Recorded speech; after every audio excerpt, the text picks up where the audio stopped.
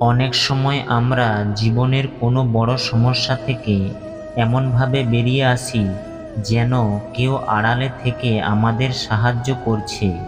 এই অদৃশ্য শক্তিই হলো ভগবান।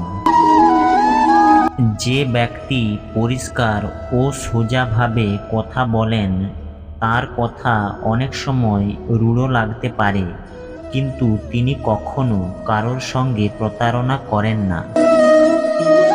জীবনে সফল ব্যক্তি একমাত্র তিনিই হতে পারেন, যিনি সমস্ত প্রতিকূলতার কাছে কোনো পরিস্থিতিতেই পরাজয় স্বীকার করেননি। আমাদের প্রত্যেকের জীবনে তিনটি মন্ত্র মনে রাখা জরুরি।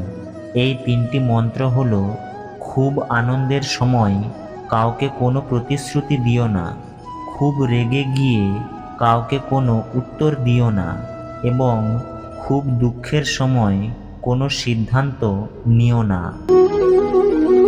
রাগ খারাপ, কিন্তু যেখানে রাগ দেখানো দরকার সেখানে রাগ দেখানো উচিত। না হলে যারা খারাপ কাজ করছে তারা কখনো বুঝবে না যে এটা তাদের করা উচিত নয়। তুমি রাগ না দেখালে তারা সবসময় অন্যায় করেই যাবে।